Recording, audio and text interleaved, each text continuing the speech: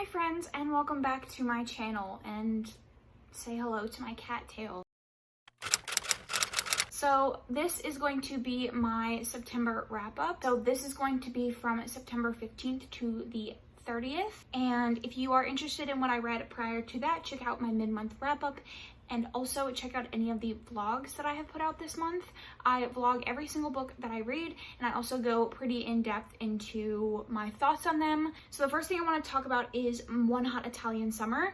I read this for the Books and Bees Picks My TBR video, and it's about Grace and Claudio. Claudio is a single dad, and when Grace is feeling uninspired after losing her writing partner, her agent tells her, I have this villa in Tuscany that you can go stay at, become inspired again, and just kind of take time to write. And she quickly discovers that the agent's ex-husband and son currently live there. And she ends up staying there for the duration of her trip, and things get nice and spicy with Claudio. And Claudio and the agent's son is like Vin or Vaughn or something like that. I gave this 4 stars. Really like this. The relationship in this is incredibly strong, and Claudio is very open with his feelings towards Grace. And I really enjoyed the setting. It's absolutely beautiful. The audiobook is fantastic. Like, the setting is just very immersive.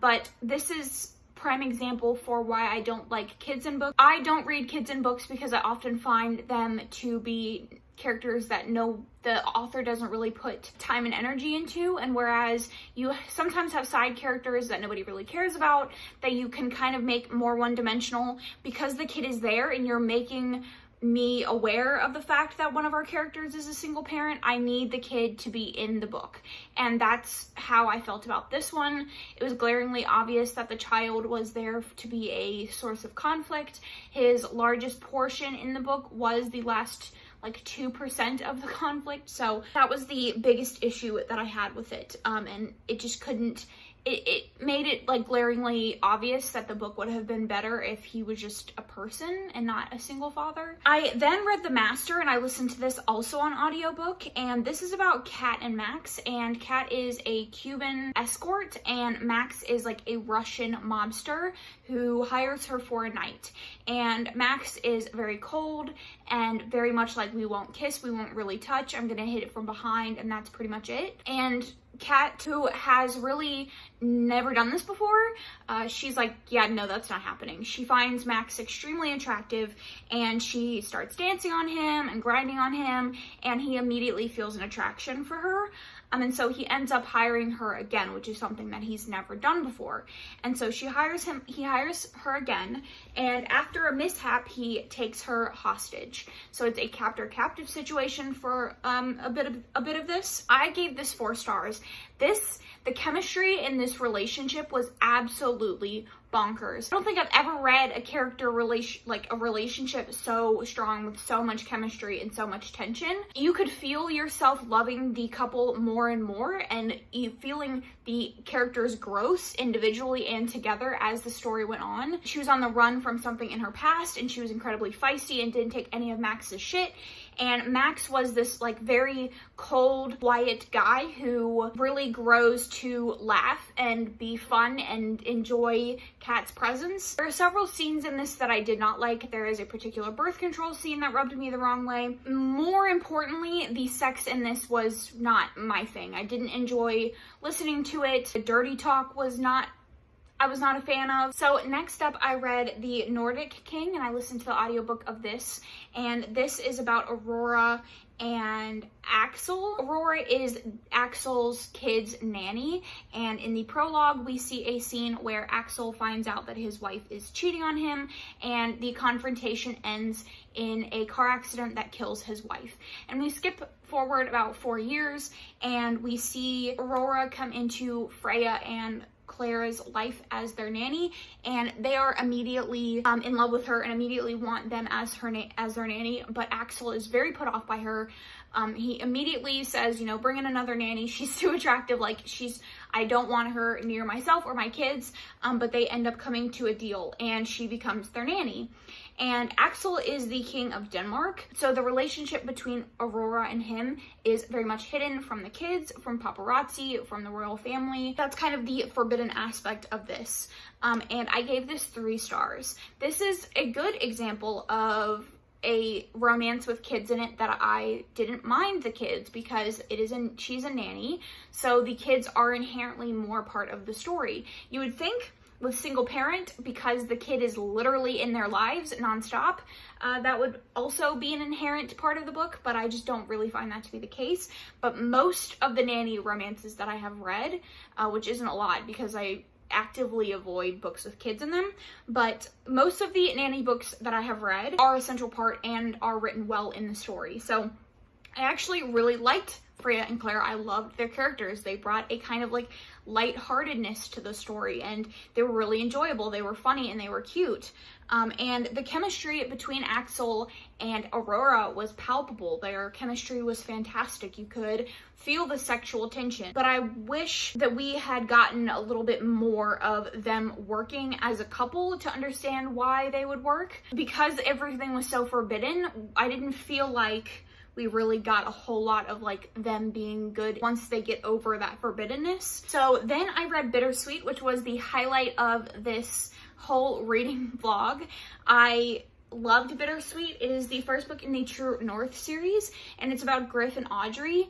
And Audrey works for this like restaurateur company, something like somewhere along those lines, and she gets recruited by the company to go to the local farms in Vermont and get them to sell the restaurants produce at a discounted price. And Griff has a strawberry farm, or like a fruit farm, and it's all organic and things like that, and he has this farm with his family. And so she shows up and they have a past. They hooked up in college when she was dating his fraternity brother or something like that. Griff finds out that she works for this company that he has a bad impression of because they try to gouge on prices. And so they have this like intense dislike for each other, and it slowly morphs into a relationship through Griff's family. She kind of gets entrenched in their family unit, and it creates this like really cozy, familial vibe where they're going to dinners, they're having dinners together, she's working on the farm with them. It's right around like harvesting season, and it's incredibly sweet. I actually ended up giving it 5 stars. There was just nothing about this book that I didn't love. I think Griffin's family was just amazing to read about. The atmosphere was spot on. Griffin himself was just like daddy status. I loved Griffin so much. So then I went on to the second book in the series, and it's called Steadfast. And this is actually about Jude, who in the first one we saw getting out of rehab and coming to work for the harvesting season with Griffin on the farm. And at the end of that one, he left the farm because they didn't need the work hands anymore.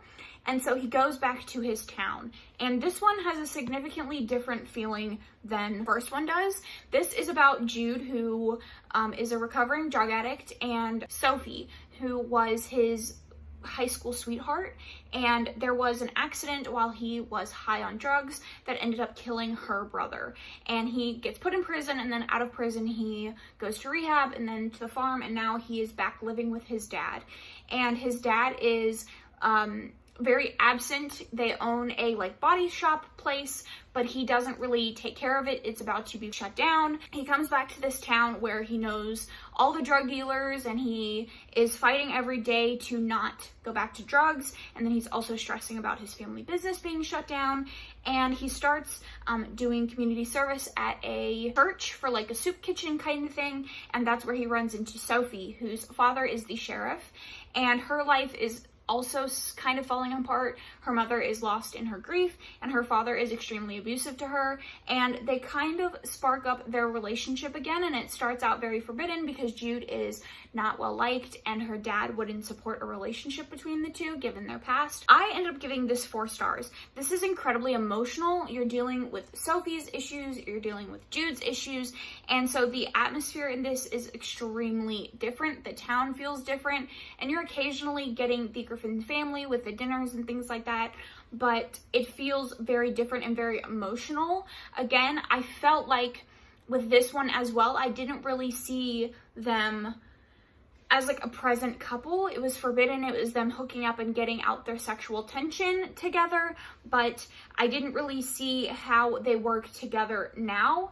We got some flashbacks to the past when they were a couple in high school, but that doesn't tell me why they would work now when they've been through so many things. I also read Pucked for that video, and this is a sports rom-com. And two of the things that I do not like, I don't really like sports, and I don't really like rom-coms. This is about Alex and Violet, and Alex is a hockey player on Violet's stepbrother's team, and they start hooking up at a like bar event, after party thing, and it's kind of just like they're back and forth. I gave this 2 stars. I really did not like this. The humor involved is not my favorite. I don't like the jokes. I don't like the way that the heroine talked about Alex. I don't like how she talked about other women. And just overall, it just didn't work for me. The humor is not my vibe. It's not what I find funny. So it just didn't work for me. And the sports wasn't bad because it wasn't like too heavy, but yeah, I didn't really like it. So then I read The Queen of the Tearling. This is an adult fantasy about Kelsey, who at the age of 19 gets taken in by her queen's guard on this long journey to come back to her kingdom. When she was a baby, she was taken away and safe away in a cottage in the woods, and now that she's turned 18, it's time for her to take her kingdom back.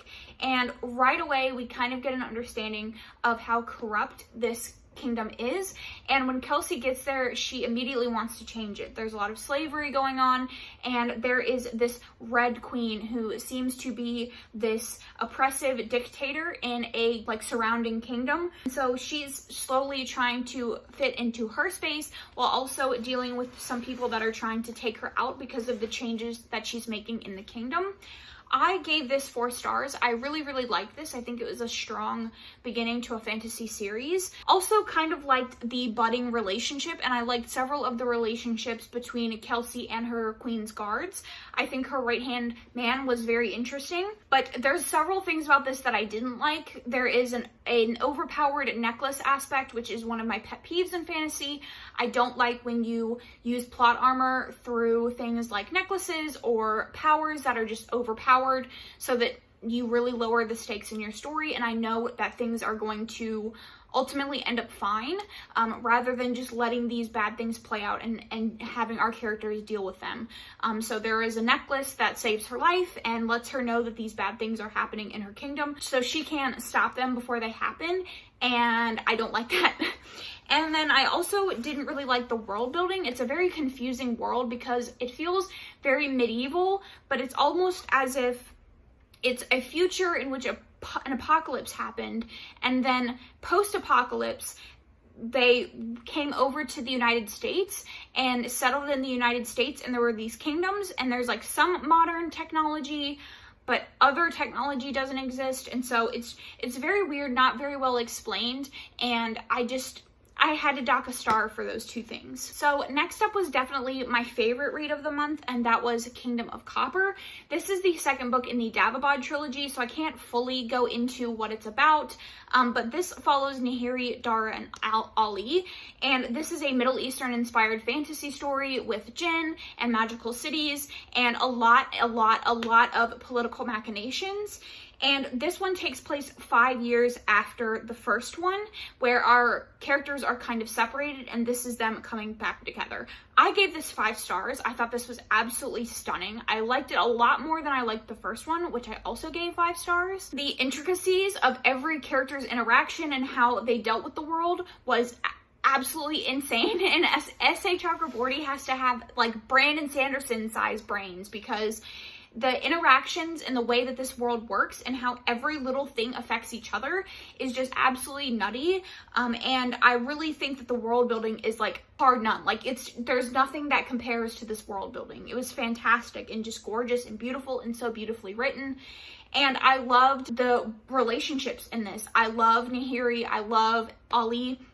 I will say one of the things that I didn't like is Dara kind of lost a little bit of respect for me in this one, because there are things about Dara's character in the first one that I would hope, like him as a person, his beliefs, that I would hope in this one that he would kind of overcome, but ultimately they ended up sort of being his downfall with Ollie and Nahiri, and I just feel like he's not making the decisions that I want him to make for me to be able to root for him. But there is still one book left in the series, and I believe in this author's ability to get us to a place where we need to be. This is an incredibly heavy book. It's dealing with a lot of topics. It's dealing with oppression. It is dealing with bigotry, with a lot of things going on. It's an incredibly heavy book, and it doesn't end in a way that just like feels very light. It's still a very heavy ending, but I just trust this author enough to know that she's going to get me to where I want to be, and I'm very excited to get to the third one. So next I read Not His to Touch, which is a Guardian Ward romance between Bishop and Penelope. Penelope's dad was Bishop's mentor.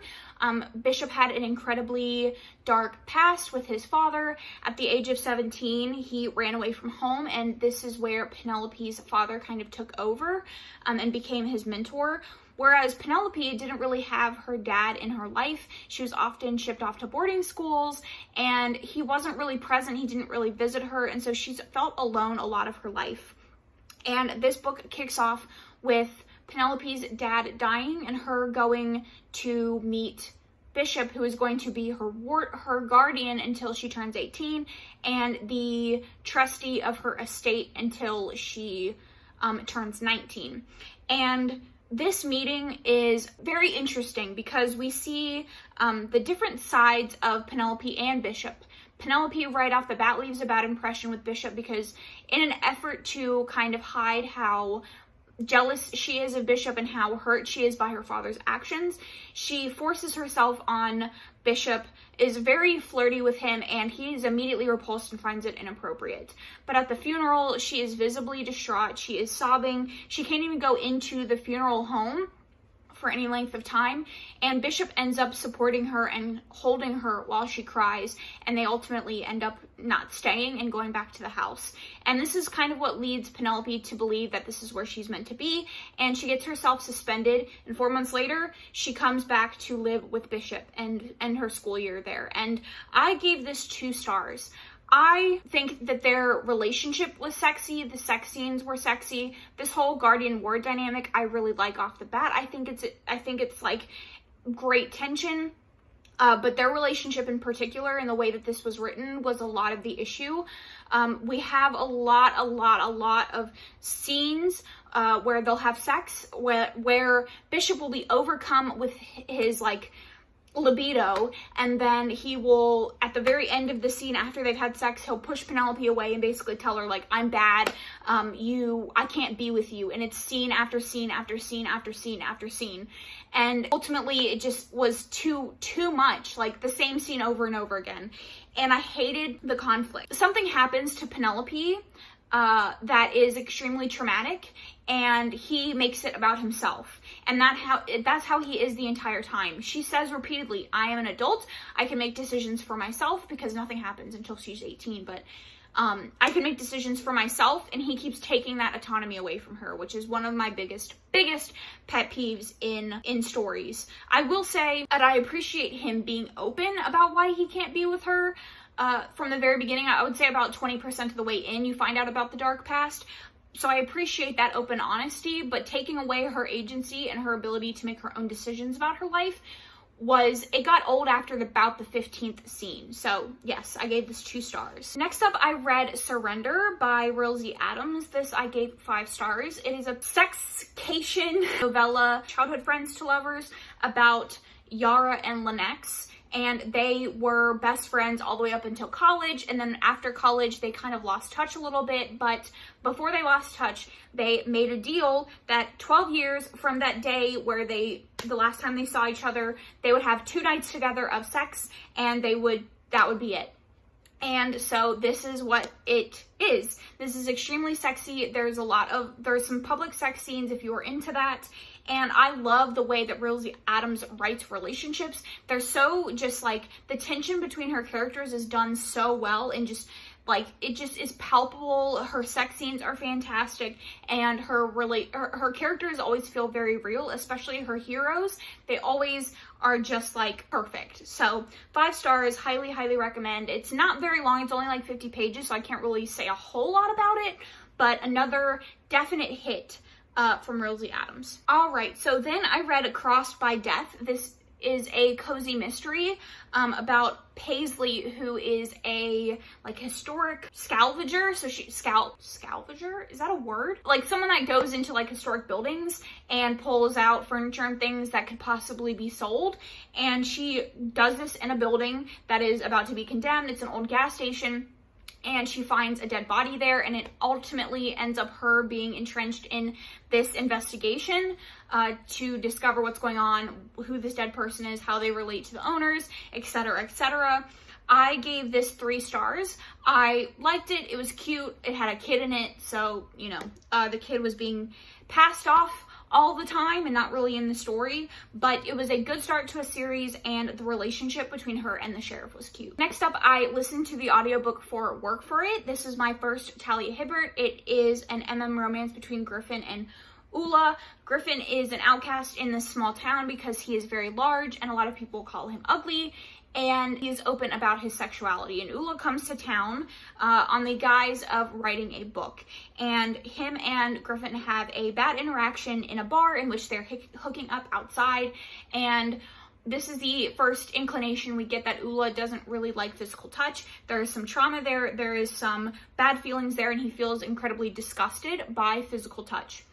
And so this interaction ends in a very bad way. And then the next day, Ula ends up showing up at Griffin's work, and his boss says that he is in charge of Ula being in the farm and all of that for like the harvest season or something.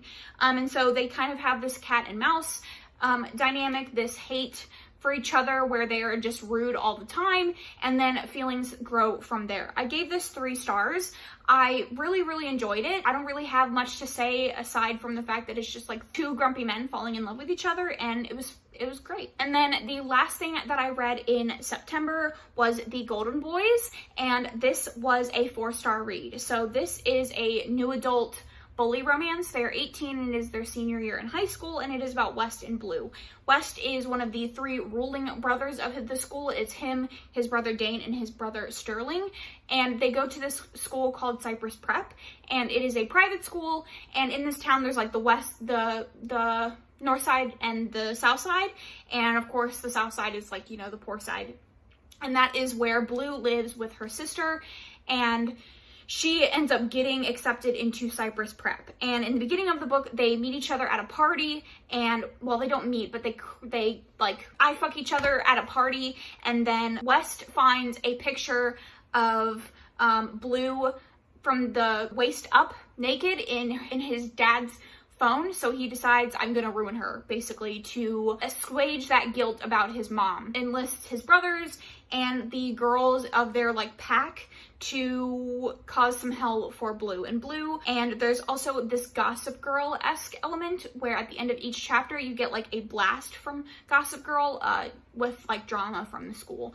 And I gave this 4 stars. I really liked it. I think even though this really hinged on like the miscommunication, I think that this is a really good example of like why I think bullying can work, and what would make it okay for, in books, in fiction, for a hero to bully a heroine. A lot of times in bully romances, it's like there to create that tension, but it's like they bully them because they just like them and they don't want to like them kind of situation, which I'm not a super fan, like a huge fan of, unless it's done really well. And I think that this was a fantastic reason. There is a scene in the beginning where he tells his brothers that they're going to take this girl down, and there's a line where he says, we don't usually do this, but they know I wouldn't go to such extremes unless I had a good reason, which really tells you all you need to know about the guys. But there are definitely scenes where West shows his true colors, that he's very kind, he's very loving, and he really thinks about other people. There's several scenes where he stands up for blue, and it's very much the case of like no one can touch her but me situation, and I really enjoyed this. I will say there's a couple of things that I didn't like, and mainly it's with the conflict. The conflict involves obviously his dad, and the issue that I have is that throughout the book West makes it very obvious that he doesn't really like his dad. He thinks that his dad is a crook, and so it's really weird when the conflict happens, because it's like, why would you even believe anything that your dad has said situation? And it kind of just makes for a conflict that's like, this didn't even really need to happen. But I'm currently reading the second one right now and still really enjoying it. There's some great groveling, so if you like bully romances, I would definitely recommend checking out The Golden Boys. That is it for all of the things that I read in September. Like I said, if you want more in-depth thoughts, make sure you check out those vlogs. Leave your comment down below on any of the thoughts that you have about the books that I talked about. What did you read in September? And if you don't have anything to say, leave a vampire emoji down in the comments, and I will catch you guys in my next one. Thanks so much for watching.